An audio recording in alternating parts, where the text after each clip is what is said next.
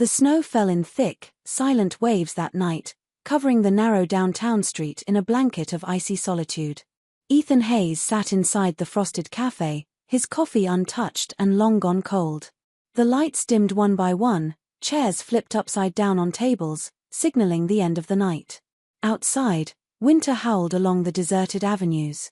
He had been waiting for over 4 hours. His phone displayed the same unanswered texts, the same emptiness stretching back to sunset. Everyone else had left: the barista, the couples, the laughter, but he stayed. He had promised himself this time he wouldn't leave too soon. If only he had known that destiny was about to intervene in a way he could never have imagined. Before you continue, if you believe in hope, second chances, and unexpected miracles, please take a moment to like, comment, share, and subscribe to our channel. Your support helps us bring more heartfelt stories to life. Ethan was no stranger to solitude. At 34, he had mastered quiet endurance, learned to smile through pain, and convinced himself that love wasn't meant for everyone. A structural engineer by profession, he built bridges for a living, yet had no one to cross them with. 2 years earlier, his fiancée had walked away just weeks before their wedding when his company went bankrupt. Since then, he had lost faith in timing, in promises, and sometimes even in God. Tonight's blind date, arranged by a friend, was meant to be his first step out of that emotional exile. Yet as the snow thickened, it seemed even the universe was unwilling to let him heal. When the cafe finally closed, Ethan stepped out, wrapping his coat tighter. The wind slashed at his face like frozen knives. The street was empty except for a flickering yellow street lamp and a lone bus stop across the road. He sighed, checking his watch again. 11:47 p.m. The date wasn't coming. Turning toward his car, ready to retreat to another quiet night, he heard it, a faint sobbing. At first, he assumed it was the wind. But near the bus stop, he saw her. A woman hunched on the icy bench, clutching a small child to her chest. The boy's head peeked from a tattered grey scarf, and the woman's hands shook as she tried to shield him from the cold.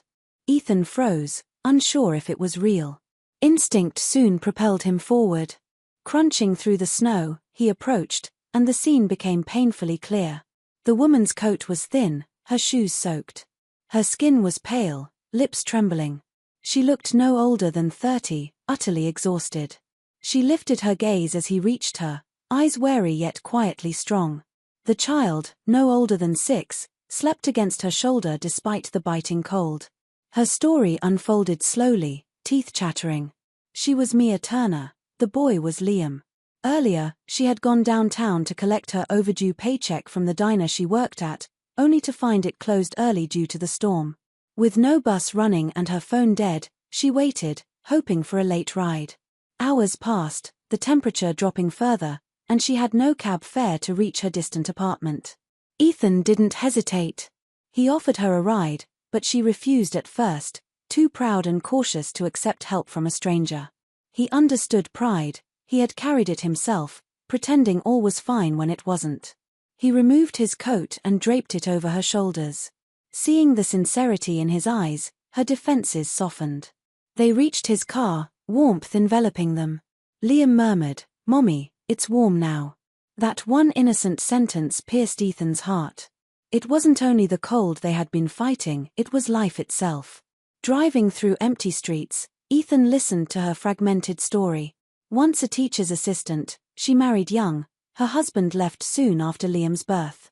Since then, she worked tirelessly in small jobs, keeping a roof over their heads. That night, she hadn't eaten, saving her last piece of bread for Liam.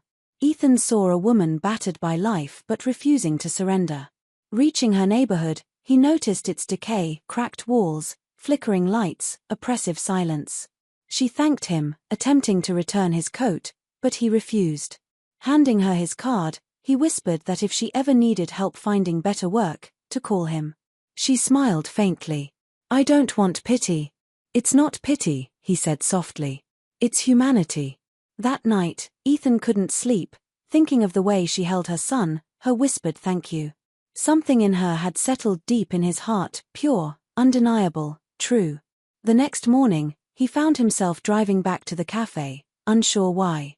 Perhaps hoping to see her again, or perhaps simply tired of waiting for people who never came. Days became a week, and just as he tried to let it go, he received a call. It was Mia. She had summoned the courage to ask if the job offer was still valid. Ethan smiled for the first time in years. He arranged a position for her at a local office, a small gesture that changed everything. In the months that followed, they met often, sometimes over coffee, sometimes at the park while Liam played. Mia laughed more, and her laughter healed parts of him long broken. He taught Liam to build small toy bridges from sticks and cardboard. The boy called him Mr. Ethan. It was the first time anyone had said his name with such innocent warmth in years. Winter melted into spring. Flowers replaced snow, and the world softened. One evening, at the same cafe window where he had once waited alone, Ethan realized that life had given him more than he had asked for. He hadn't found the blind date that night. He had found something better: purpose, family, love. But fate was not finished. One evening, Mia didn't arrive for their usual walk. Hours later, Ethan received a call from the hospital. She had collapsed at work, exhausted and malnourished. He reached her room to find her pale on white sheets, eyes half open, whispering that she only needed rest. He sat beside her, holding her hand, tears stinging his eyes. For weeks, he remained at her side, bringing food, quietly paying bills, caring for Liam as if he were his own. Once, Liam asked, "Mr. Ethan, am I your son now?" Ethan smiled gently. "Not yet, buddy," he said. "But I'll always be here." By summer, Mia regained her health and, more importantly, her faith. She often asked why he helped. "Because someone should have done it for me when I was lost too," he replied. One golden evening, at the park again, Liam chased butterflies. The sun dipped low, casting the world in soft orange light. Mia turned to Ethan, eyes shimmering. "You waited all night that day," she said. "If you hadn't, we would have been out there forever in the snow. Maybe we wouldn't even be here now."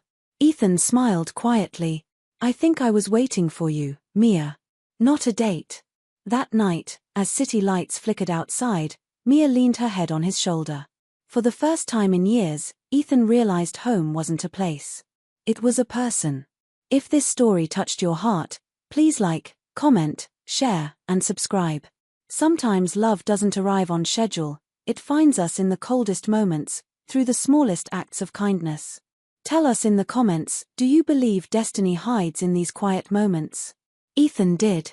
That night in the snow, waiting for a date who never came, he found the kind of love that never leaves. And that's the end of this story. If you enjoyed it, don't forget to like, subscribe, and hit the notification bell. It really helps support the channel. Leave a comment below with the kind of story you'd like to hear next. Your ideas motivate me to create more amazing stories just for you.